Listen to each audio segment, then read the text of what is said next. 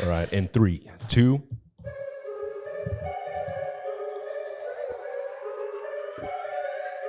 All right, what's up, ladies and gentlemen? We are back. This is episode 15 on Dreams to Reality podcast. Yes, sir. I am your host, Chris Lopez, and to my left of me, I got my right-hand man, Annabelle Rodriguez. What's up, brother? How you people? doing? Doing great, man. How are you doing? I'm feeling good, man. I'm feeling good. Yeah, I'm excited about this episode. We have a very special guest. He's a very, very young man, but very accomplished at his age. Actually, very accomplished for anybody at the age of 60 or 70, to be very frank with you. That's true. Yeah, absolutely. So we're gonna get into a whole lot of things here today. You guys are gonna learn a lot. You guys are gonna be entertained, inspired. I mean, you name it. But we have one of my friends here, one of my brothers. His name is Monte Bonner, and he's a 24-year-old young man. Kind of give you a little bit of stats of where he comes from and who he is. He went from being homeless to making $600,000 a year by the age of 24 years old. Dang. All right, that's a big damn thing, huh? Yeah. That's crazy. How the fuck do I even top that? Right? But hey, man, listen, he got involved in the financial services industry at the age of 19 years old. Today he is a leader of an agency, over 100 licensed agents. Made his first 6 figures within 10 months of being licensed, and he is on his way to $1 million before the age of 25 years old. So without further ado, let's give him a warm welcome, Monte Bonner. Thank you, brother. Welcome, brother. Welcome to the show. Appreciate y'all for having me. It's our pleasure, man. How's your day going today? Man, my day is blessed, bro. I can't complain. Yeah. What does your normal day to day look like now that you're a successful businessman? Working even harder, because I believe the hardest thing to do is to stay focused when you got everything you think you want, or everything that you dreamt of. Yeah. So everyday focus is still like I operate still like I'm broke. I still work every single day. I work probably harder than I used to work when I was on my way to get to where I am today. Really? Because I believe that you can really lose it as fast as you get it, and sometimes you lose it faster than you get it. That's true. So I put myself into a position, just from my past of playing, sports. Believing your own press. Yeah. Believing my own press got me to where I am today. Not complaining about my success, but if I'd have probably believed my own press, you probably see me on TV right now playing at the NFL or something like that. But yeah, I just learned to, continue to work like I don't got it, because one day I will be right. It ain't gonna be here. So I keep that mindset of working every single day. Try to outwork everybody around me, so I could be a leader by example, and they can't ask me or make a statement to me and say, well, what are you doing? You keep telling me to do it. Why you not doing it? Right. So I just continue to create that example, because there's always somebody new that don't know the whole story. Yeah, that's true, man. And that's huge that you mentioned that, because there's so many people out there that catch a break. They see some quick success, right, and then they forget what they did to get to that point, and then they never surpass that. Most definitely. Or they lose everything completely, and they're just quote unquote a has-been. Yeah. For real. They had their 15 minutes of fame, they had their little moment of shine, and then it's gone. Yeah. So true success, like you said, is something that it's never ending. Yeah. You're constantly evolving, you're constantly growing, you're constantly going after it, and that's the mindset that we want to get into today. Right. And, you touched on being an athlete before you got into business. Do you think some of those skills, that you gained as an athlete, because you played football, right? Yes, sir. Okay. You were a collegiate football player? Yes, sir. Awesome. So do you think some of those skill sets that you brought into the business world? Oh yeah, I think football shaped me into the man I am. Of course my parents had me, they gave me values, morals, and things that I needed to operate. But I believe playing sports, whether it's football, whatever it is, I believe it's the best thing to put your children in, to understand that discipline level. Yeah. Of not quitting, continue to run even when you're not getting it your way. So all I did was, honestly, I brought my football, my athletic skills, and put it into a business environment, but I just had to take off my cleats, my helmets, and my shoulder pads. Yeah. But the same work ethic was there. Put on the suit. Same work ethic was there. The same competition, the same, shit talking that you have on the field. But I believe for sure, the reason why I call it, bulletproof energy, where I cannot be phased, I cannot be moved from certain things. Only I can change my energy. Is because playing sports, you got to have that poker face. You might be down 21-0 and this is the first quarter, but are you going to put your head down, or are you going to go back out there and try to, make it happen and come back, out with the victory? Right. So I believe most definitely sports is the biggest, impression on my life. The discipline, the staying focused, and not quitting when I ain't getting my way, not complaining to the coach, just going out there and work, or, even being, overlooked.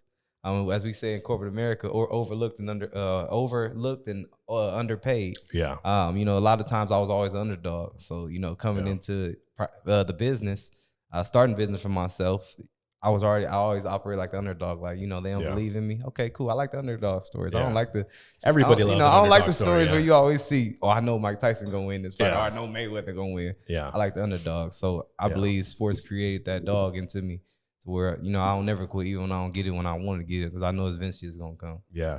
You know, I was getting like some goosebumps and stuff when you were saying that, because I think everybody loves a good underdog story, you know, and I think it's actually, in my experience, is better to be, you know, in a position where they don't see you coming. For sure. And then you show up on them and be like, see what's up now. Yeah. It's like, I believe it's like coming out, you know, when a new car, you get something new and you like, I'm about to flex on them. They don't even see me coming. Yeah. So when you pull up, your windows might be tinted. You got to get out to, oh, damn, that's Chris. Damn, that's Monte. Damn, that's Hannibal. Damn, okay. Yeah. So I like that. I like those kind of stories more. And I believe that's really my life. Yeah, that's awesome, man. So tell us your story about how you got into the financial services industry, and how you, you know, were able to apply the knowledge that you had from sports and from your upbringing. I know you're in business with your mom, right? Yes, sir. Awesome. Was she someone that mentored you in the business, or did you have a different mentor in business that kind of guided you on how to maneuver in that new world? Yeah, well, a good friend of mine, a good family friend of mine actually introduced me to the business. By the way of one of your guests that you had on the show. We're talking about Gary Cornegay. Gary Cornegay, the second. The second. To be correct. You know, make sure we put that out there. Yeah. He came to my house one afternoon, Sunday afternoon. I honestly thought he was, you know, some type of religious guy at first, because I didn't know who was coming to my house. Yeah, he's a Jehovah's Witness outside. Jehovah's Witness, for real. In a red Ferrari. Right, in the red Ferrari. Oh, damn. So I'm like, you know, they coming Praise over. Jesus. And my father, I got the kind of father where, you know, he don't tell you what's going on until it's about to go on. So he's like, hey, somebody at the door. Who at the door? Oh, they coming to talk about some life insurance. I'm like, I don't want to talk about no life insurance. I'm 19 years old. I'm the mindset of everybody today. I ain't dying no time soon. I don't want to talk about it. Right. But me having a child, you know, I sat in the front room in the kitchen, you know, listening to the presentation.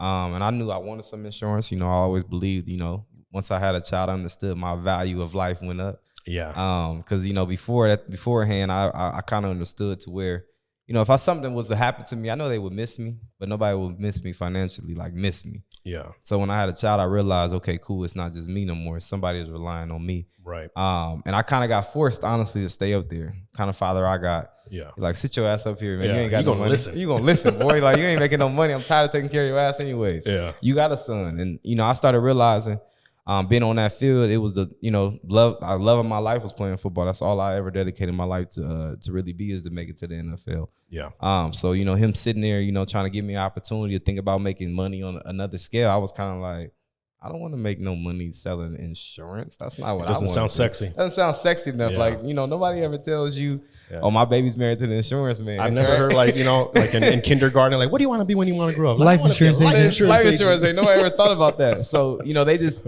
realistically, with him showing me documentation, you know, I'm a big believer in, you know, documentation beats conversation. Mm-hmm. He kept telling me I can make 20 grand a month, and he kept asking me, what would I do, you know, after life after football, as we say. Yeah. And I'm like, bro, I'm not thinking about life after football. Like, you can't have a plan B when you focus on your plan A. Yeah. So my whole goal was to really just get insurance that day. But I'm not gonna lie to you, I was very interested. He piqued your interest. He definitely did. It stayed on my mind. So you can only imagine when, you know, you going somewhere, or it's kind of like meeting a new woman. You know, you had somebody prior in your life. You're attracted. Yeah, you're attracted. You know, it wasn't with this new opportunity or a new person is giving me is not what you giving me no more. So it kind of was like when he came over, it put that spark back into my life that I was missing. You know, playing sports on that field, even though I was there, sometimes I wasn't there. Yeah. So, you know, once I started going to practice and I'm thinking about it in my head, like, damn, I could be a millionaire and I don't got to get concussions no more. Like, I could really be a millionaire. I don't have CTE for real. That's when I really start getting deep into it. You know, start seeing certain movies like called Concussion. I'm like, Oh hell no! Like I ain't trying to be Muhammad Ali in a wheelchair. All due respect, but I don't want to be brain dead. I met a lot of ex NFL players, and they got all kinds of weird injuries. Real weird. They walk off. They got that O.J. Simpson walk. Yeah, those bad knees. that's what I didn't want to experience because Yeah. I've never had no real injuries in my career besides until I went to I had ended up going to junior college, and I got 2 concussions my 2 years there. Dang. So I was kind of like losing my love for it. So every day I'm on that field. Yeah. And it's them certain coaches that ain't real coaches, but they coaches. They got the uniform. Yeah. And they're like, "Why you got your damn helmet off?" And I'm like, "Bro, I'm the best player on the team. On my worst day, I'm still in my best day. Like nobody is competing with me. Nobody is threatening my position." And I started slowly getting that kind of energy where I wanted to give feedback and say, "Bro, I don't need this shit no more. Like I can just go to this damn meeting he keep begging me to go to. Let me just go to a meeting." So you're having this internal dialogue before you even joined the way business. Before. Oh wow! So he planted the seed in the for seed. sure. He planted it. That's inception, bro. Yeah, for real. So I'm just sitting there, like honestly, I'm sitting there like, damn. Okay, I'm on a knee right now. Got my helmet off, bro. This shit is not paying me. Like I'm not making them. I get a little faster check, but that ain't doing nothing. Yeah. Like running these laps ain't buying no diapers and getting no formula. Like this shit is not working for me. So when I had got my last concussion, it's kind of crazy. I spoke that into existence. I told myself every day at practice, I used to joke around with my friends, like even the trainers, like, oh, I'm concussion prone. I'm not really practicing today. Yeah. Because I started feeling like, honestly, I was the best player on the team. I'm like, bro, I don't gotta practice. This shit is easy. Like I can do this in my sleep. And that's what really was my biggest downfall because I came from a winning program to where, I went to a program that wasn't winning no more to where I didn't feel threatened at any time of my life. Like I could have dropped the pass, I could have fumbled, I could have cost the game. Yeah. I never felt threatened because the environment I was in, I was the best at all times, even on my worst day. Yeah. So it was actually my downfall because, I stopped working as hard as I was working to get to where I got to. Yeah. Because I felt like I had no competition. I had no competition. Yeah. So when I got my last concussion, it was the simplest concussion ever. Like I hit somebody, just regular, blocking somebody, got a concussion. And I was like, from that day on, I told myself prior to that, if I ever get another concussion due to CTE, due to knowing that it's real, I'll never play football again. Yeah. And so you think you spoken into existence? Oh, I for sure You're did. Like, I'm gonna go get myself a concussion. He real wanted quick. one, yeah. Yeah, I for sure You did. bang your head into that guy. I think I for sure spoke that into existence. Yeah. And I think that's when I started really believing, the law of attraction and speaking things into existence. Because, growing up, that's not something that you preview to, especially, being in the Black community. That's not just something that we're, caught. It's really taught. I mean, it's not taught, it's really caught on. You catch on to those type of things. You got to want to seek out that information. So, a lot of times, we say negative things, and negative things come true faster than the positive things. It always does. It always does. So, I spoke it into existence, got hurt. But I always knew the financial business was going to be my end game for me because I knew football was slowly getting cloudy. 5'9", 170. Yeah. Chance of me going to the league is 1% like anybody else, but due to Darren Sproles being 5'6", I always thought I could make it. Yeah. So when I seen I had Gary Cornegate come over and break it down to me that I can make NFL money in the financial service world, I'm like, this is easy. Like the worst case scenario is you tell me no. Yeah. I could deal with a no. I just got a concussion last week. Like I could deal with a no. Yeah. So I believe that was probably the greatest thing that could have happened to me was God blessing me and letting me get hurt. Yeah. To see the light. That's you were go ahead, sorry, brother. Okay, I'll go for it. It's what that brought to me is that a lot of the times when we feel something is really bad, like something drastic happens, something tragic, it's really a blessing in disguise. Oh yeah, and we hear this over and over again with so many guests, like something really shitty happened, and because of that led me to what I'm doing now, and that led to my evolution and my success in life. Yeah, because I believe I couldn't. The way I am built, the way I'm designed, just from being the way my father, my mother raised me, and everybody that played their part, take a village, raise a child, as they say, the whole village. Yeah. I was raised to never quit. Okay. So the way I can program my mind to quit, because realistically, no matter what, it was quitting football. No matter what, how I want to look. Retiring, quit is quitting. Retiring is quitting. Yeah. So I told myself, well, I'm gonna just medically retire. Yeah. I'm just medically retired to keep myself sane. Looking for a legitimate reason. Yeah, a legitimate reason because I still got a clock. I can still go play. Yeah. I might just make a couple million and go play football again. I'm still young. Yeah, you can still do it. Who knows? That's funny. Might get one season in. Yeah. Go play in the XFL. They're bringing it back. I still got a college clock. Yeah. I got 2 more years on my clock because I medically redshirt before the, it's 5 games before you could redshirt. I did really? only play 2 games. So Yeah. my sophomore year. So I was like, yeah, I'm done. Yeah. And that's all she wrote. You were how old? I was when I stopped playing, I was 19 years old. 19. Yep. You know, it's funny. I've heard you tell the story about you playing football every time I've heard you speak, and I can relate to that because growing up since I was 7 years old, I played football, and I remember swearing, my 7, 10, 12, I'm gonna make it to the NFL, right? Yeah. That was just your dream, And football becomes your life. This sport that you've dedicated, from 7 to 17 for me, it's 10 years. You dedicated your whole life to this thing. And it's funny because for me, it was immediately after I graduated, I was like, all right, I ain't going to no fucking NFL. Like, not me. I ain't going to no NFL. I was like 5'9", 130 pounds. Like, bro, you ain't fucking doing it, And I went to the University of Laverne, and the University of Laverne has a football team. Yeah. And when I was, I don't know how they're doing now, but when I was there, they were on a 4-year losing streak. Yeah. Literally 0-10 or whatever for 4 years straight, bro. Yeah.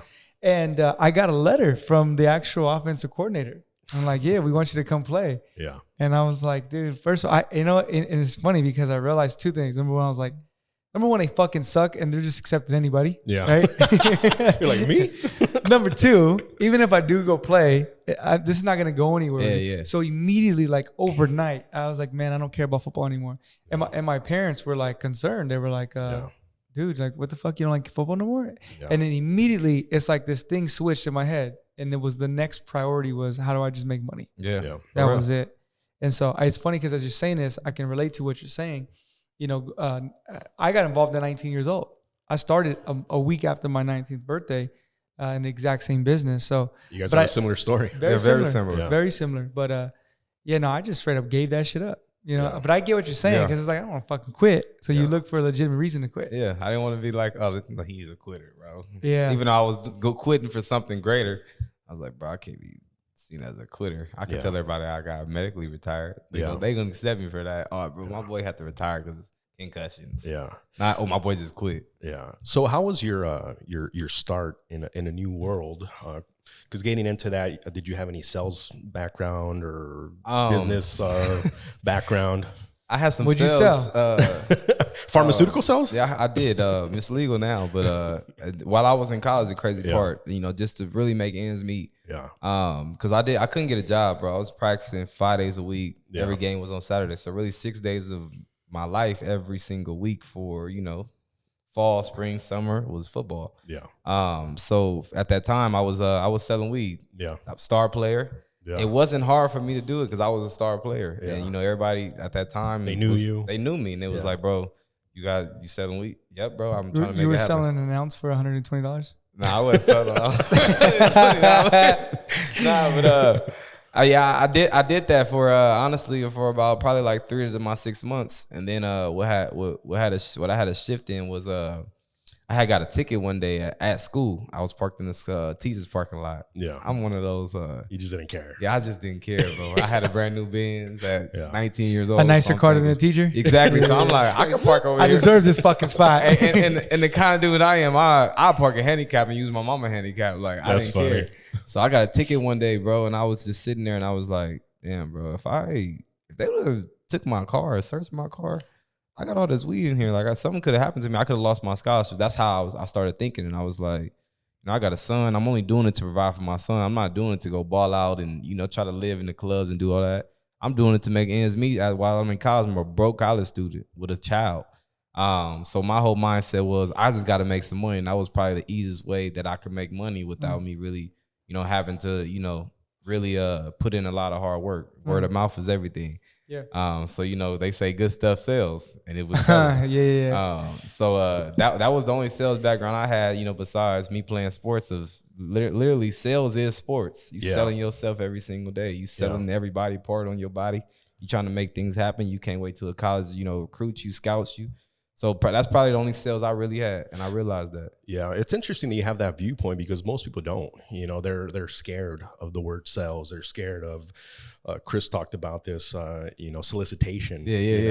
Going up to people and be like, hey, you want to do this or you want to buy that, and it's interesting that you see it in that way. That even football to you was sales. Now it sounds like your beginning in the business was very successful. Like you just took off running. Yeah. So tell us how that was. How did you manage to be so successful so quickly? You know, because most people don't make the amount of income you make in the time frame that you made it. What was if I can add to that, what was the biggest motivation? Because I know when you and your mother came into business, you guys earned net income 6 figures within only 10 months. Mm-hmm. And so that's very, very, very rare. Somebody comes in, boom, hits the ground running like that. Clearly something must have been motivating you guys. Yeah. So if you can speak on that. I had a few things that was motivating me. The biggest thing besides, at the time my father was facing 22 years in prison for a conspiracy charge. Dang. Just due to the fact that the merchandise, the truck that, he had a trucking company at that point in time. Mm-hmm. Of course, when you got employees, that's family. Yeah. They do things that you don't know all the time, Right. doing some illegal shit. And with it being an LLC and it being in his name, they was like, well, you got to know what he's doing. Yeah. You got to know. It's your company. He was like, well, I don't drive the truck. Somebody drives it for me, my family. I don't know what they do on their free time. I'm home every day after I come back home from work. Yeah. So that was my key motivation. I'm like, my father gave me life, so I'm gonna do everything in my power to save his life. Yeah. And with Gary telling me I could make $20,000 a month, I knew that was the only outlet I could do on a legal scale. Mm-hmm. Due to my father going through already, his case. Yeah. I was like, well, it can't be all 3 of us in prison. I got 3 brothers or 4 of us. It can't be all 4 of us going through something. Yeah. So that was my number one motivation to really, Okay. Get an attorney for my father, pay that attorney. The attorney was $100,000 at that time. Dang. For 2 cases. Jesus. And he had got laid off from his job, engineer for 10 years, got laid off. He worked on big generators for hospitals. When the hospitals shut down, he worked on generators.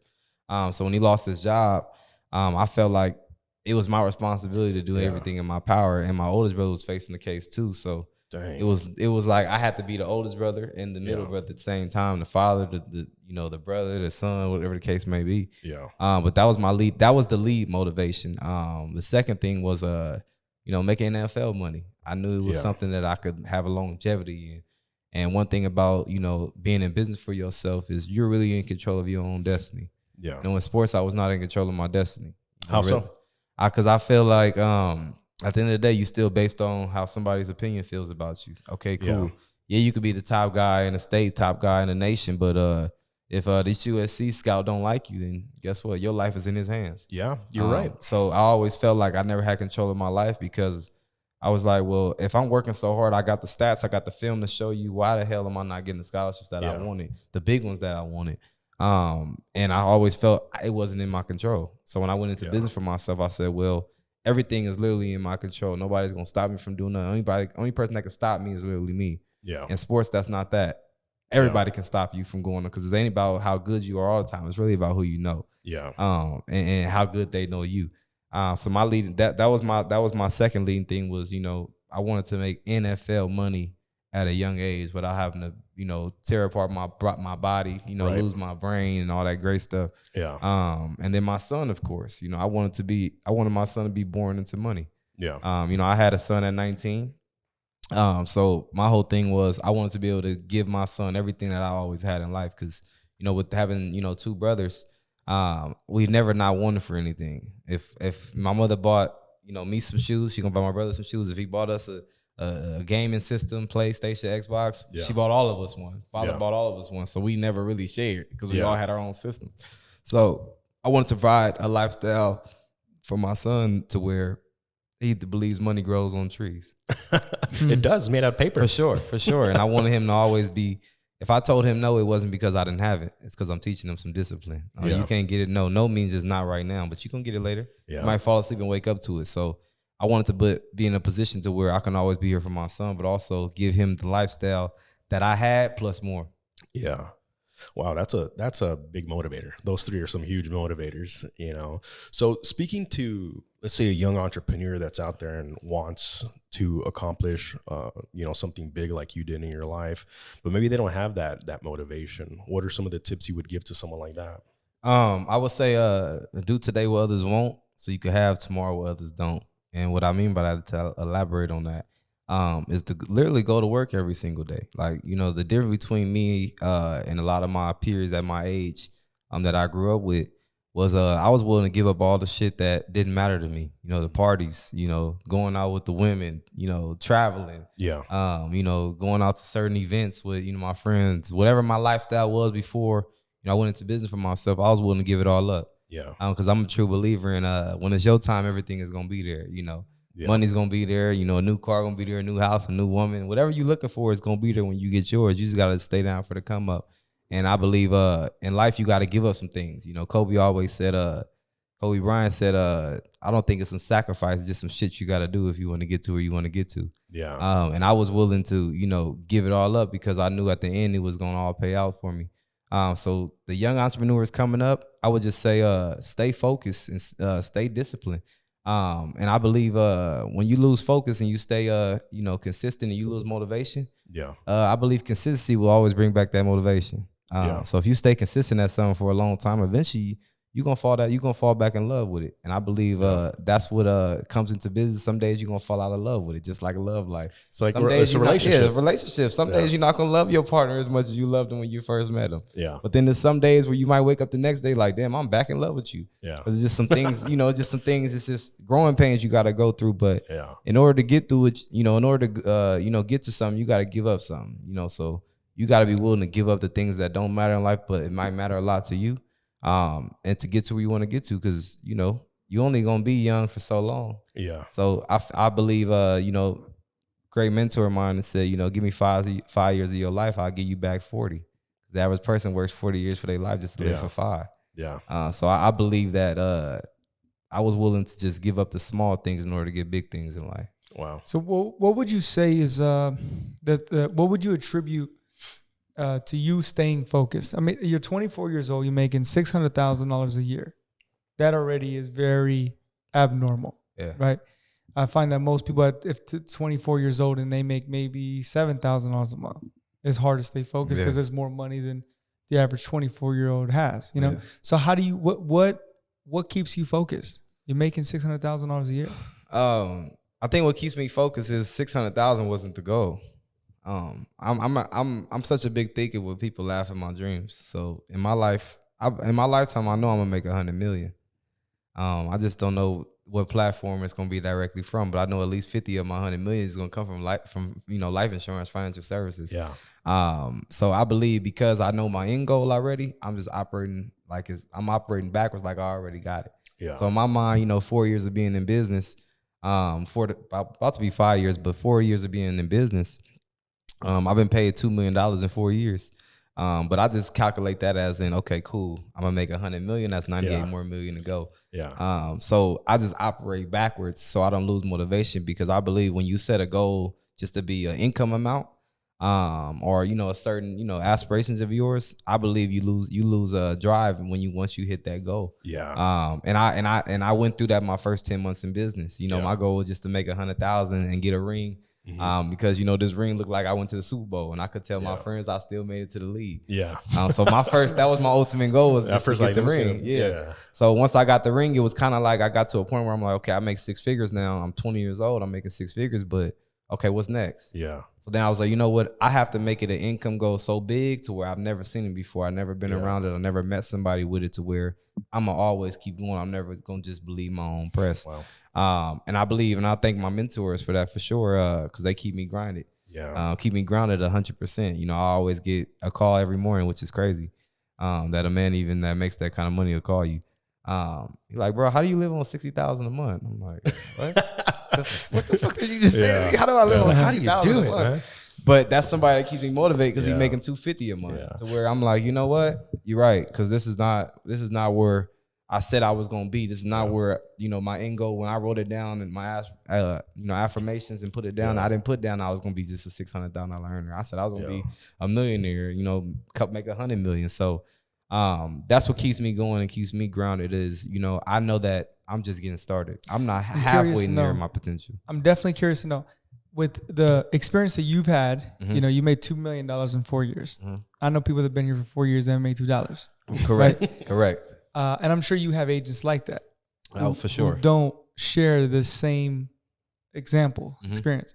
How do you relate to them? How do you coach them? I believe, you know, every phase of business you're gonna go through a trial and tribulation. And I believe, you know, certain people's, which I never had a problem. I just don't understand that, Chris, and I know you relate to me, but I never believe that you shouldn't have no finances in financial services. That's like being, honestly, that's like being a drug dealer with no drugs.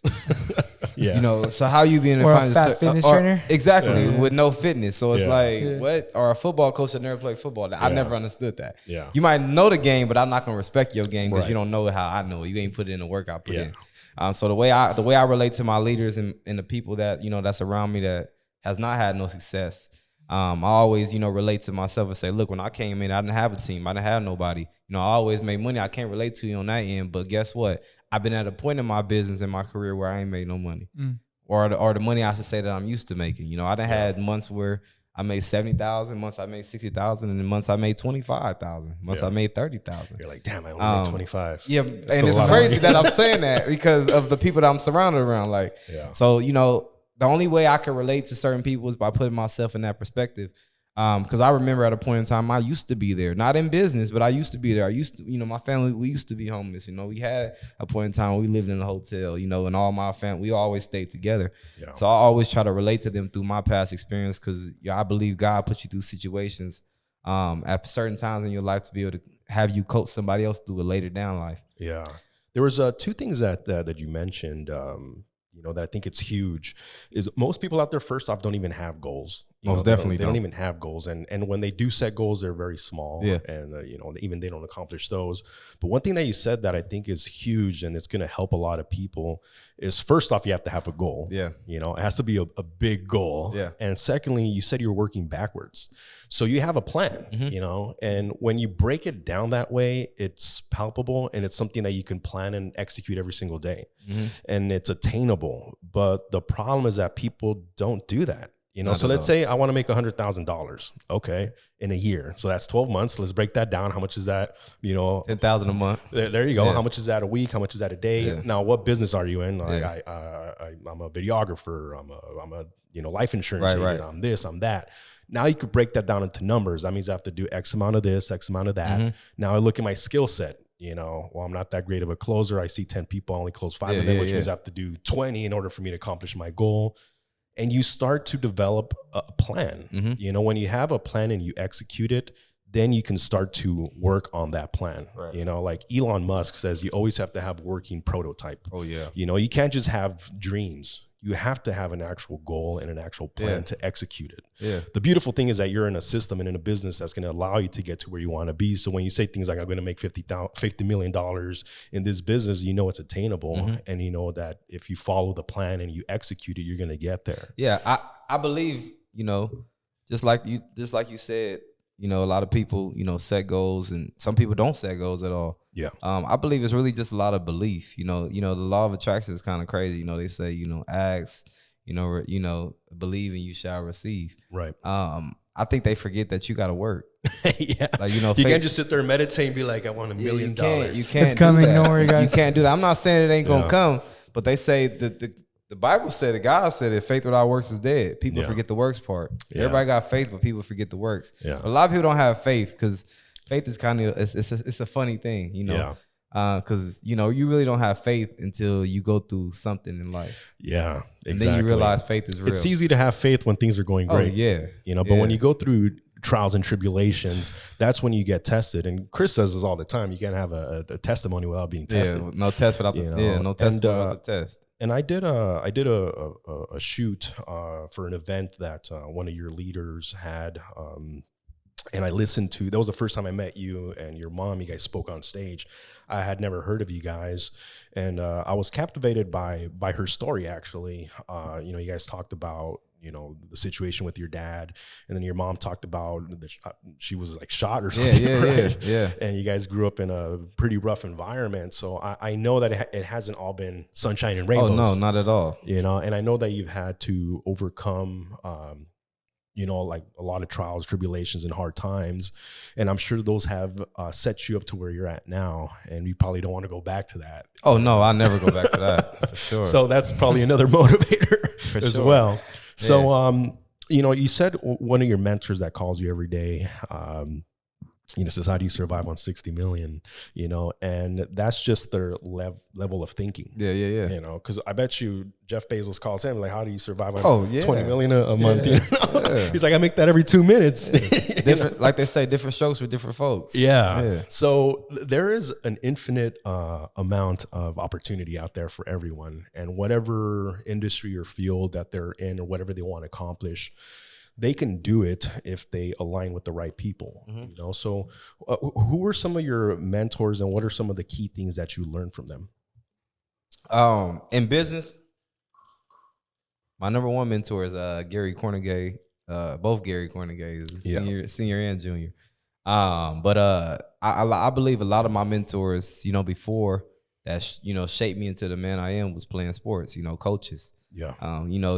You never realize how much a coach got love for you when he's not coaching you, when he's not in your shit. I used to always be like, why the hell is he always, I'm the best player on the team, why is he always on me? I work the hardest. But he knows that it's more that I could be given. And sometimes that you could be given more, but the person that that's mentoring you, coach you don't know that's not all you giving. Some people don't know, that real you. Yeah. And some people are afraid to challenge you to show you how great you really are. Yeah. So my mentors today, to be specific, like Gary Cornegay, he keeps me motivated. He's like, I know there's more that you could be given, and I know it's more that I could be. I tell myself every day, I fight with the man in the mirror every day, like, damn, bro, you supposed to be further in life. And that's the crazy part. Some people be celebrating over their accomplishments. Yeah. But, I was always taught, even from my father being my, my first mentor. Yeah. He always told me things that, that was programmed in my mind. But sometimes you need that outside voice to really enlighten it. Yeah. So when it comes to that, those people in my life, coaches, in business and sports, fathers, uncles, brothers, because I believe everybody could be a mentor in your life, younger, older.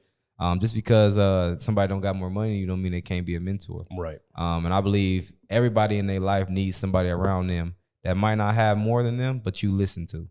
Yeah. They have wisdom. Have wisdom, because I believe wisdom was worth more than money. Yeah. Because you could lose money and get it back. Yeah. You can't lose. If you lose wisdom, that's really it. That you can CTE, lose money. bro. That CTE is real.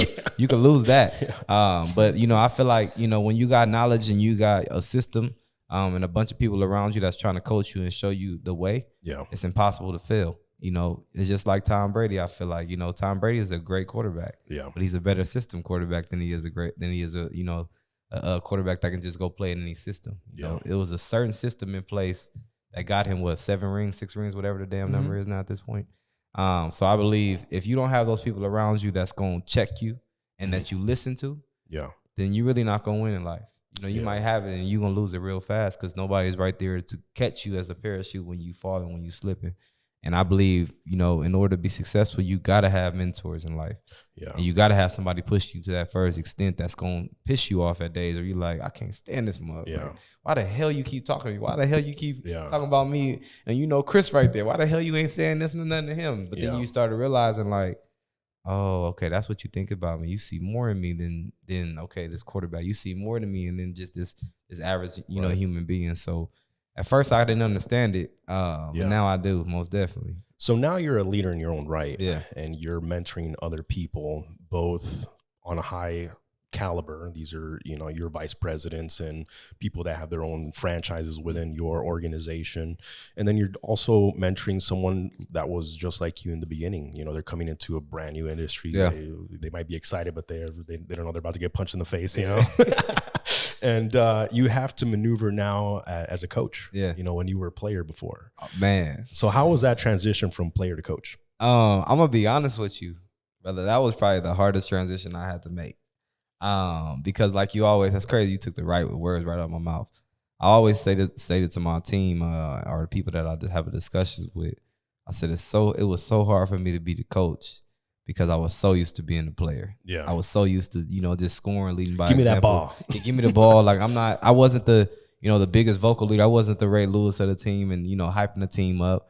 But I get on the field, I'm going to talk my shit. I'm going to score. I'm going to show out. I led by example when it comes to results. Yeah. So me coming into, having to flip that role to be Phil Jackson and not Kobe, I was kind of like, this is weird because I don't want to pass you the ball or coach you to get a ball to this person. I want to be the one involved in the game, giving you the ball. I want to be the one to take the last shot. Yeah, that was me. Whether we lose, win, or draw. Yeah. If we lose and it's because of me, don't say shit to me. Yeah. But if we lose because of you, I'm on your ass. Like, why the hell you drop the pass? Why the hell they give you the ball and not me? Yeah. So that was probably the hard, and I'm still learning. I haven't not mastered that. I have not mastered that yet. Yeah. Because sometimes, you know, I have to take that coaching hat off and put my helmet back on and go lace up in cleats. Yeah, like watch this. Yeah, and show my team like, look, I'm letting you know I want you, I don't need you. Yeah, it's a difference. Yeah, and when I need you, you'll treat me anyway. When I want you, you're gonna have some respect for me. Right. So it comes into effect where you have to use that statement. My grandfather used to tell me as a kid, use me, just don't misuse me. Yeah, I didn't know how being a coach and being used, I didn't know how to react to that. Because I was always a player and I was only using me. I didn't use nobody else. I relied on my skill. Of course, I relied on my offensive line, my team to do what they had to do. Right. But that was very difficult because to have to sit back and call the play and not be involved in the play was hard. Yeah. Because a lot of people don't see what you see. That's that IQ that, oh, damn, okay, I see an open basket right there. I see an open lane. Yeah. Or I can make a quick cut and I could be 60 yards down the field. Would you say it's because you don't trust the people? Or is it because you want to be, you want the stardom from it? I still want to be a star. Yeah. I don't know how to be Phil Jackson yet. Yeah. Because I feel like when I'm Phil, I think it comes with maturing. Yeah. You know, and you're still young. Yeah. You know, so you still have that bull energy. Yeah. And that's cool because you can use it. You can use it in a very positive way. And like we were telling Gary, there's a season for everything, you know, and you're still in your season where you're, I can still run. I'm still fast. Give me that ball. You know, I'm still the best. For real. But at one point, you know, you can take that. A star player has a lot of wisdom in their own right because they're at the highest caliber that they can be. So they gain a lot of insight that most people will never gain. Yeah. So even when you become the coach and you're training other people that might not have the same talent as you, you can provide insight that they'll never be able to get from a higher perspective. And talent, you know, is kind of God-given a lot of the times where, you know, if you're a good singer, you're a good singer. And other people, you can practice as much as you want. You can take all the lessons you want, but if you weren't given with those beautiful vocals, you're still gonna sound like shit. You might sound a little better. You might sound a little better, but like they say, you know? Hard work beats talent when talent isn't working hard. That's true. So I'm a big believer in that. Like you said, you know, even going back to, you know, being a player. Yeah. I always felt like, you know, when you said, do I trust my people? Yeah, I trust them to get the job done, but I know how to get the job done in a faster result, in a faster manner, because I've been in that position. Yeah. And I believe a lot of people, you know, a lot of great players are not great coaches because they are so, they're so, impatient when it comes to, okay, damn, why the hell you didn't shoot that back? Why the hell you didn't take that cut? Yeah. It's open. So, you know, a lot of players just look at the Michael Jordans. He's not the greatest coach. He's not the greatest franchise owner, you know, but he was the greatest player. Yeah. So, you know, I believe it's so hard when you dedicate your life to being a player in the game to now having to be a coach to take that back seat.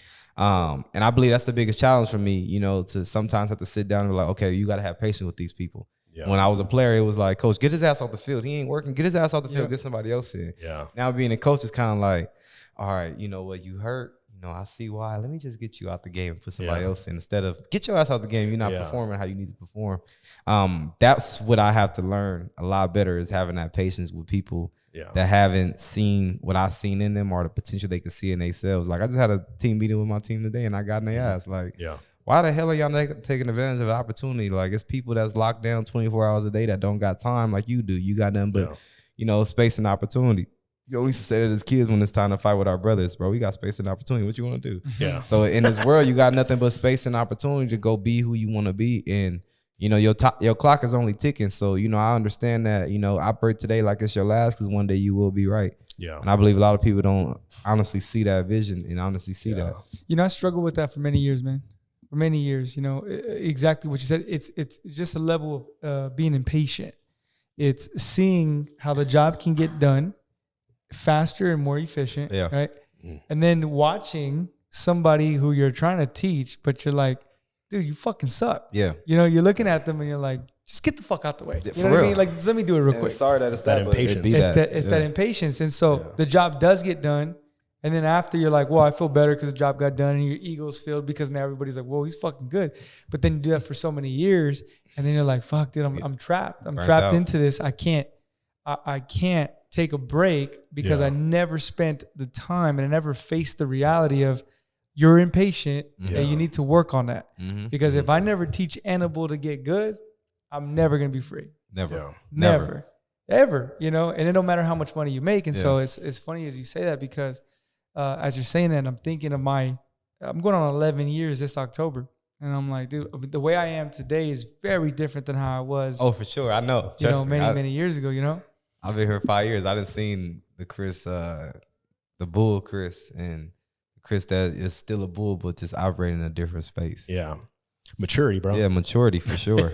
For sure. Yeah, I've definitely seen him evolve as well Oh, yeah. over the years. And one of the things that you said, you know, it reminded me of the Stoic phrase, you know, memento mori, which remember your death. Mm-hmm. You're gonna die. Yeah. You know, one day you're gonna die. So That's leave for it certain. leave it all on the table. You know, I think it's a tragedy if you never reach your full potential in whatever it is you have. If you were given the gift of whatever it is, you know, you just want to be a musician like your whole life, you've just been good at that, and you let it die, you know, that's a tragedy. Yeah. You could have put out some beautiful music. If you have the spirit of I just want to whatever, you know, and if you have an opportunity in front of you, take advantage of it. Yeah. Because they don't come across in many people's lives. There's so many people in this world that would wish to be in the position where they're in a free country, a free society with unlimited opportunity,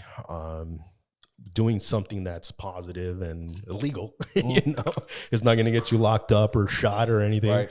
you know, and to take advantage of that and run it full force, it's a beautiful thing to see. You know, so as we have been interviewing our guests, we're observing that they're, you know, they go through a phase in their life when they realize, you know, it's time. They beat themselves up. You know, they tell themselves like, man, I'm not accomplishing what I want to do. I'm like, and they have this burning desire. I do that every day. Yeah, within Every them. day. You're like, I need to do more. I want to do more. And I'm there every night. You know, Yeah. I don't sleep sometimes Yeah. because I'm like thinking like 10,000 things in my head. Like I need to do this. I need to do that. Like, But you're grateful. That's the difference. We're grateful. Yeah. We're just not happy where we are today because Yeah. we know we That's could be big. giving way That's more. big. yeah. I believe that's the biggest, like they say, the devil on your shoulder. That's my biggest devil Yeah, on my like, shoulder. And I'm like, This little guy won't bro, believe me. read more Yeah. books, like get more knowledge. People listen to more of misinterpret this. that. They think Yeah. because you're constantly striving for something else that you're not grateful. Oh, very I'm- grateful. I'm very grateful for everything I have. just not It's happy just, where I am. I'm not satisfied. Yeah. You know, That's the I'm better not- word, satisfied. Yeah, because that's I don't like saying not happy because I think you should always be happy no Yeah. matter what part of the process you're in. Yeah, it should make or break you. And that's the hard part is staying happy because then you start seeing other people and you're like, well, he has something I don't have. Fuck, man. Yeah. You know, Yeah. then you're less happy. You know, you see somebody hop out of a fucking car and you got a little piece of shit Yeah. and you're like, fuck, I don't feel happy. Yeah. So you should always feel happiness a trip because as I'm sure you could probably speak on this. As you make money now, you make way more money today than you did when you first started. Same thing with me. And we got nicer cars now. Your biggest purchase was what? I bought a Maserati Levante SUV on my about 2 years ago. You bought that, what, 22? Yeah, 22. That was your first car you bought by yourself? That was my first car I bought by myself. How much was it? 115,000. 150. Man, 220. How much is that watch? His watch is 170,000 now today. It's more than the car. Yeah, the price went up for Fuck, sure. that's crazy. No, the price lose value. This actually went Yeah. up. Oh, there you go. So I say that because I mean you clearly make money. You Yeah. clearly have great material things and you have a great life. But I'm sure you could probably agree with this. When you look back, you now in retrospect go, man, I remember when I started and the grind and we didn't have shit.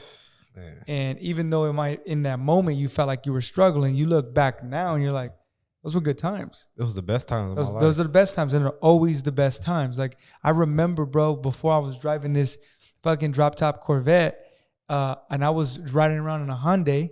Oh, that was the best time. That was the best time. I had a Honda too. The trunk broke. Yeah, man. Look, bro, I had a Hyundai, bro. I used to drive it to the appointments and there was something wrong with the battery. So if I left the battery connected, Yeah. it would would kill die, the engine, yeah. right? Oh my It would God. kill You had it. to disconnect. So every time I would get out of the car, I'd have to pop the hood. I would disconnect one of the that's terminals, crazy. right? And then I would like kind of close it, but not fully close it. Yeah. I would go do my business. I would come back out and I would like fucking make sure that the motherfucker wasn't looking. I would fucking put the truck and I would connect it again and I would dip. Yeah. I remember doing that for many years, bro. For many years, man. And so I look back and I'm like, but that was the fun time. Yeah. Those were the fun times. The fun times. Because I had, hey, it's crazy that you had your battery problem. I had a trunk problem where, you know, we got dirt bikes and all that. So I used the latches from the dirt bikes and I went from the back seat to the trunk and I locked, you know, my trunk up because it used to flap up. And so That's I had to funny. dip it and flap up. So I broke the lock from slamming it so many times. Yeah. You know, That's it's just funny. working.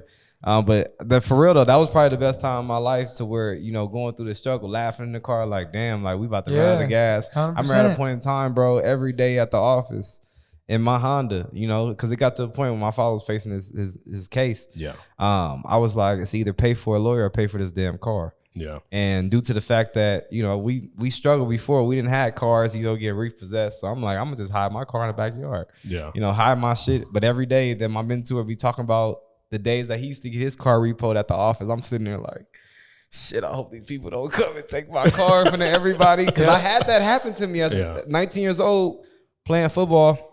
My I had a brand new CLS 250 Benz at 19. Yeah. It got repoed from the school. Dang. In front of all my teammates. Were you parked my in the coaches. teacher's spot that time? This time I was parked. This time I was parked in the student parking lot. But because I got a ticket in the teacher's parking lot, my car was already on repossession list. For 3 years, I was riding dirty for 3 years. Free car for 3 years. Only thing I put gas and oil in That's it. Right? funny. So when my car got repoed, I believe that's the crazy part. My car got repoed. Then that shit wasn't funny, but today I understand what it did for me. But I made every light out of a dark situation. I brought light into it. Yeah. Coaches called me. I'm in summer school. They're like, "Hey, somebody towing your car," and I'm thinking like, "Shit, did I park in handicap?" And I Oh put no, my that's thing just the up? mechanic coming. Right? Hey, I swear to God, that's what I said. Oh, nah, okay, cool. So I ran down there. As soon as I ran down there, I seen the repo truck. I'm like, Yeah. Ah, shit. oh shit, I could start walking in. This shit ain't getting no better. Yeah. So I walk over there and I'm like, you know, we here from Samuel Bonner. I'm like, well, that's my father. So we're here for this car. I'm like, well, I know you here for this car. I ain't gonna argue with you. I said, can I get my shit Get my out stuff of here? out of there. Yeah. Gave me a trash bag. I had at this time I had 212s in my trunk. So I said, just give me my beat and give me all my shit in here. Yeah. It's funny. And one of my good friends helped me. He Yeah. was like, bro, what they doing to your car? I'm like, oh, you know, in these new foreign cars, the brains be going out. So they taking my shit to the dealer, you know, to get it fixed. Why are you taking the speakers out? Right? Why you taking the speakers out? I took all my shit out, coaches I'm and gonna need everything. this shit. I'm gonna need Right? this. I'm gonna though. need it because I don't know when I'm gonna get it back. So Oh my God. I just used that. I used light out that situation, but you know, it's crazy that my teammates helped me do the whole thing. My coaches was like, you know, what's going on? You know, your car's gonna get took. I was like, yeah, I knew, man. Like, Yeah. I'm doing bad right now. Yeah, I knew. Like we from Compton. Like I don't have no problem riding dirty in no car. We can ride it. It's registered. They just they finally caught me. Yeah. So you know, I brought light of every situation. Yeah. That's crazy, man. So now you're in a different stage in your life. Obviously, you've evolved a lot. You're growing. Your business is growing. You've kind of shed light on what some of your goals are. I know you said that part of it you want to make $100 million. Oh yeah. And you know that at least half of that is going to come from your financial service business. What are some of the other passions that you have that you might want to get into or that have crossed your mind? I still got a lot of great friends that's like I'm talking about real friends, like not just those social media friends or I like some real great friends still playing in the NFL right now. One of my best friends, his name JJ Taylor. Talk about probably the most everything this dude got, he deserves it. Like to the point where I used to tell this dude, like, bro, you're the reason why I was the athlete that I was, because he gave me the opportunity. You know, we played, you know, high school football from Part 1 all the way to high school. You know, he always was that dude to where he knew he was gonna get his. Yeah. But he also knew that this is my boy, I'll make sure he gets yours too. To where, you know, it come to a point in time where, you know, if he talked to a coach and we played, because we both play running back. The coach was like, what you want to do this year? He like, bro, I want to rotate with Monte. That's my guy right there, for real. Yeah. So whatever it takes, if I got to do 2 reps, he do 2 series, whatever the case may be. But I'm going to get into the sports agency world. Nice. I want to have a sports agency, you know, because all my partners is in the league, and it's not gonna be hard for me to say, hey, bro, come rock out with me. You meeting these agents you don't know. Yeah, you know me from the ground, from floor to, you know, since we was kids. Yeah, you know, like they say, we go back like 4 flats on the Cadillac. Like we go all the way back to where I understand that, you know, my credibility that I have and the knowledge I now have. Yeah. A lot of my friends, I make more money than us in the NFL. That's crazy. They're still on the rookie contracts. You know, my little cousin just got drafted to the NFL, Drake Jackson. Play for the 49ers. So I'm going to get deep into that. Yeah. And then, of course, my brother's an artist. You know, he raps, he races the whole nine. Yeah. But he really has a skill set. You know, he can, he's a real great songwriter. You know, some people can make songs, but the lyrics don't really, it's just the beat. So I'm gonna get into that. I'm gonna open up a entertainment company eventually down the line. You know, buy some real estate, things of that sort, traditional things. But sports is always gonna be my first love. Yeah, first love for sure. So that's the awesome. Ventures that I know is gonna help me make $100 million. Those ventures right there. No, they definitely will, man. Sure. That's a beautiful thing when you have, you know, that goose that lays a golden egg. You can now use that to fund all of your other passions and visions, you know, because we're not all just single-minded. We don't just have one thing that we want to do. Like, I'm into music, I'm into this, I'm into that. And having freedom, I feel, is like the best thing, where you can now help other people, you know, because there's so many great artists out there that just don't have the means, the funds, the connections, the network to showcase their talent, you know. And that's one of the reasons for this podcast, is to have a platform to connect these people together. There might be a young athlete out there that, you know, they want to be in the NFL. They want to have something. At one point, they're going to need an agent. And we're like, hey, we got the guy for you. Got the guy for you. You know, or, you know, a young artist that wants to be a rapper. He's a great song composer, or he's a great lyricist, or whatever, dancer, whatever it is. And having a place where you can learn some practical knowledge, skill set, mindset, and also to have someone that can mentor you and guide you is a big thing. You know? So me and Chris are putting together a men's development seminar. We're going to be having ongoing courses, online courses. Put me in that for different things, you know. And we're going to be having different podcasts. We're actually going to be collaborating with the Cornigays. We're going to be shooting at their penthouse. What did he say he was going to call his? I can't remember. I totally forgot. It was a really cool name too. I wish I could remember, but he has a really cool name for his podcast. And now I got to do one. Yeah, there we go, man. What up? Let's go now. Let's do it. Yeah, so that's our goal, man. But you know, I really want to thank you for coming on today and for all the wisdom that you shared. We definitely have to have you come back at some point. Oh yeah, whenever. When you hit that $1 million. Oh yeah, it'll be by November this year. You know, I believe you know, you have not because you ask not. I'm a big believer in my favorite statement to make. Yeah. And I always say, give me credit 2 times and you can keep it. There you go. But I say, if what you see is not what you saw, then what you see is very temporary. Yeah. Explain that, because Chris was trying to figure it out. I think I figured it out. I've heard you say it too many times, and I'll be honest with you, I don't know what the fuck it means. I think I figured it out, and I told him, I think what he's talking about is your vision. Yeah, for sure. You know, so, if in your brain you saw that before, you know, explain it. So when I say if what you see is not what you saw, then what you see is temporary. I believe that, you know, what I seen for myself is I'm going to make 100 million. What I seen for myself is, you know, the greatest, in my eyes, the greatest public speaker, you know, the greatest mentor, you know, motivator, whatever the case may be, everything that aligns with being the best at what I do.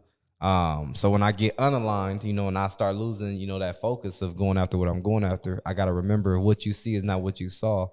Then what you see is temporary. Okay, cool. So me being stuck in a position, me going through, you know, hard times in life, it's all temporary.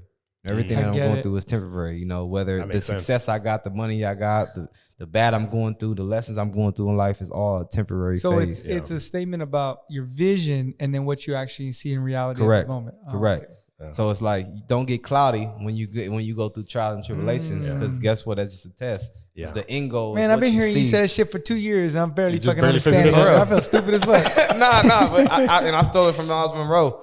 That's one of the big you know, leaders I listen to, because I just feel like it touches my soul to where, you know, it really sticks in, you know, into me. And, you know, I just believe that, you know, sometimes there's 2 type of people in your life, you know, 2 type of men in this world and 2 type of women. Either you a magnetized man, or a demagnetized man. Yeah. And I read this book by it's called The Power of the Subconscious Mind. Yeah, by Dr. Murphy. By Dr. Murphy. That was one of my first books I read. Yeah. It was so high caliber that I had to read it again like 5 years later. It's crazy because if you're there. not in that space to understand it, it's like reading the 48 Laws of Power. Yeah, it just goes over your head. It goes over your head. I probably should read that shit again. And It's for been real, like 10 years I just ago. listened to the podcast right before I came. The okay. Audible right before I came, and There's they a lot said of great books. he was like a magnetized man is a man that operates without fear. Operates in the mindset that whatever I put my mind to, I can accomplish. I'm not worried about what if it don't work. I'm worried about when it does work. Right. And a demagnetized man operates only in fear. What if people come into business? Oh well, what if it doesn't work for me? A little bitch. Look, exactly that word. Yeah. So a lot of people, you cannot operate in the fear of what won't happen. Because I believe that you in control of your destiny. You got to understand, the law of attraction. And if you're not, understand that, go watch the movie The Secret. I play it every single day to where I do it in my head every day. I'm like, I do it with simple things like a parking spot, just like the movie. I'm like, hey, I'm gonna get a spot in the front, right? Yeah, you park right in the front. Right in the front, right? I'm gonna get a spot in the front. They like, bro, Next to Chris, did you do that too, bro? It's crowded. It's crowded. I'm gonna get a spot in the front. It's crowded. Or and no matter what I want in life, if it's something new I want, material things, whatever the case may be, I feel like if I say I'm gonna get it, I'm gonna get it. I get everything I want in life because I understand that. That's a great mindset to have. It's a great mindset to have. That's back to what you talked about. That's faith. Yeah, faith for real. Because faith is only substance of things that you can quote unquote lie about. That they say people, you a liar? And I'm like, no, I ain't lying. I'm gonna be the next millionaire. Well, when you gonna be the next millionaire? Tomorrow? Yeah. Oh, okay. It might not happen tomorrow, but it's gonna happen very soon. Just some days tomorrow. Yeah, some days tomorrow. Just like I believe, I didn't understand faith until I started, writing things down that I wanted, and they wasn't coming true when I wanted it. Yeah. But I knew eventually they would. Like when it got to the point to where, when I bought my first vehicle, I told myself I wanted another total vehicle. Maserati wasn't even on my list. I was trying to get a brand new Benz CLS. Yeah. The drop top rag. That's what I said I was gonna be blue with a red top. Yeah. And eventually, when I went to the Maserati dealers one day, I just purchased the car. It took 2 hours to get. Really? You just walked in there. 10 hours to get. Yeah. Mind you, I was going everywhere. They kept denying me. Oh, well, you're a first time buyer. We want you to put 40,000 down. I'm like, hell no. So then it got to the point where I didn't give up, but I was starting to give up. I'm like, bro, this shit ain't gonna go through for me. And then one afternoon, I go to the dealer. Wasn't even looking to get it because I kind of gave up. Like, this shit ain't gonna work for me. Yeah. Then I got there. The dude was like, well, you want this car? I'm like, yeah, but in my mind, I know the process again. Y'all gonna do what y'all did to me for the last 6 months that I've been trying to get a new. It looks like you got repossessed back when you were Yeah, 19. So I'm like, this shit not gonna work. Yeah. So once I wrote it down and I kept it in my pocket, it got to the point where that's what I need to get back to. I used to keep write down my goals on a little paper, write down every goal I have, and I keep it in my pocket every day. Yeah. And I used just to read it and go over, like, I'm gonna make 100 million. I'm gonna make this. I'm gonna get this car. I'm gonna get this vehicle. And I believe God didn't give it to me right then and there because it could have killed me, spiritually, mentally, and physically. Yeah. Because I wasn't ready to receive it right then and there. I thought I was ready, but I wasn't ready because I could have gotten it. It could have been a downfall of me to believe my own person. Oh, I made it already. I don't need this. I got it already. I got everything. So he gave it to me when I was ready, and it did nothing but enhance the drive that I had. Because now I'm like, well, I can't wait to pull up on somebody and tell them about my opportunity in the car. Because documentation beats conversation. That's it. So I believe faith. You got to have faith in yourself because I believe if you believe in heaven, and none of us ever been there, we never seen it. Nobody told us if it's real or not. We don't know if the gates is blue, golden, white. We don't know if we going to the sky or we going down, but we believe we all gonna go to heaven. Yeah. So I believe if you could believe in a place that you've never seen before, you better believe in yourself that you can go somewhere you've never been. Yeah. That's crazy because people do believe in him, but they don't believe in themselves. They don't believe in themselves, and that's the number one. That's the number one thing that you gotta believe in yourself first. Yeah. You can't believe in God without believing in yourself. Mm-hmm. Yeah. Like they say, you can't change the world without changing the man. So you got to believe in you first. And I think that's the biggest thing that got me to where I am today is my confidence. Some people would say you're cocky. I just say I'm very confident. Cocky is superior over somebody. I don't feel superior. Yeah. I just feel more confident that nobody is better than me. And I don't believe I'm better than no man, but I also don't believe you're better than me. Yeah. Confidence is key, man, in anything you do. And without it, you're not going to really accomplish it. You're not going nowhere. Yeah. Yeah, man. Is there anything else you want to ask Chris or leave off? No, I mean, you dropped some some wisdom here today. Yeah. You know, it's I will say this, and I sincerely do mean this. You're 24 years old, but you have a lot more wisdom than the average 40-year-old person. So Yeah. it's interesting because I've always said this, and I've learned this. Age doesn't always bring wisdom. No, it Right. don't. No, there's a lot of people out there that are older. Some old fools. Yeah, that's exactly what they are. Exactly. You know, but experiences brings wisdom. Yeah. You know, good, bad experiences. To be honest with you. Yeah. Well, I You know? think New level, new devil. is the ability to the experience that you live, but also To learn from it. learning. Yeah. You know, Yeah, 'cause yeah, there's you're so right. many You're people right. out there that They keep having the same repeat fucking the experience. same Yeah. retarded Yeah. shit over and over again. But I got a question for y'all. yeah, Because y'all asked me some great ass questions. yeah. Do you guys believe that you have to go through bad in order to get to good? I think that the purpose of a mentor is to guide you to not go through those situations. Unfortunately, not everybody has access to a mentor, so they have to go through that Yeah. to get it themselves. Do you embrace it though? Are you a person where when bad is going through, and you going in that moment and you like, oh, I know some good shit about to happen? Because I've learned how to master that. To be completely honest with you, at the moment, no. Yeah. At the moment, no. But very shortly after, For sure. Very shortly, I'll be like, you know what, God, I know you put me through this BS right now, or whatever I'm going through, but I know on that other side, because I've never been through nothing bad in my life and not get great after. Yeah. So I kind of embrace Yeah. it. Like, you know what, some bad shit got to happen to me. Yeah. Like I tell my mother all the time. I say, you know, we don't make what we want to make yet because our problems ain't big enough. So let's go get some bigger problems. Go get some problems. More Yeah. money, more More money, problems. more problems. For real. I believe 100%. Whether mentor or no mentor, you have to go through. You have to go through bad shit. Yeah. There's no way. I believe you have to go through some trauma. I believe you have to go through some suffering. It creates your character. It has to. You have to. It's a part of life. I think honestly, it's. I like I don't think it's. You can get away from it. No, you can't. You can't. And that's why, having a mentor, I don't think is going to prevent that. No, A mentor no. is going to show you how to get out of it. Yeah. Yeah. I think Guide just you a through mentor, it. a mentor makes you comfortable in uncomfortable positions. So Yes, that's how you yes, can beat yes. everybody. Because you have a tour guide Yeah. through Yeah, fucking exactly. hell. You have a Yeah. tour guide through hell. That's what a Like, fucking mentor is. You see all these demons? You see all this fire? Yeah, don't for worry. real. I've been through this shit. For real. It's a little hot in That here. motherfucker right there, he ain't gonna trip. He ain't gonna trip. Yeah, don't worry about Yeah, that he's shit. just fucking with you right now. For real. That's fun. Yeah, no, I believe that 100% because I've been through so much shit. But and so have you. So have you. And a mentor is only there to guide you. But and I like what you said because it's very true. I know a lot of people that have been through even worse shit. Yeah. But they keep going through worse shit, They and they're keep going fucking through it. 50 years Yeah. old. Yeah. And the reason why is because they never learn from this shit. Yeah. They don't change the way they live. Yeah. They're not privy to this information, reading books and listening to audios and That's the biggest thing. yeah, bro. man. They're not looking for information. I never thought I'd be interested in that shit until one of my mentors, Gary Cornegay, the second. That's what really got me on that. He told me one day, he said, bro, you should go 30 days with no music. I'm like, bro, you weird as hell. 30 days no music. But that's my soul. That's my funk. Yeah. And he said, bro, it's going to change your life to where I can't even ride around normally without wanting to listen to a podcast. Yeah. And it's the dopest thing, but it's crazy to me because 5 years ago, I was not in that mindset. What the hell? I don't listen to that shit. That shit is weird. Like, you reading books? That's not cool. That shit's gay. That's gay as hell. Like, you trying to be a nerd, bro. We trying to just get money. Nerd. But I realized that. Hey, he don't get no bitches. Look at Hey, for real, I'm like, you in the library, you a weirdo. Just take somebody to do your I go to homework. the strip club, the what library. What the hell? What the fuck are you doing? Like, you trying to study, That's bro? We just funny. gonna cheat off each other in class. So it really groomed me to be realizing that all the shit that I learned in my life that I thought was gangster growing up in the hood wasn't gangster. The knowledge is really gangster. 'Cause Yeah. if you could lead 10 sheep. 10 dumbass sheep down a bad path and they will follow you. 100%. But you can lead 10 lions and they turn around because they realize that the mission ain't what they need to complete. Yep. And I realized that in life you gotta learn when to be. You gotta learn. Sometimes you gotta be a sheep. Sometimes most of the time you gotta be the lion.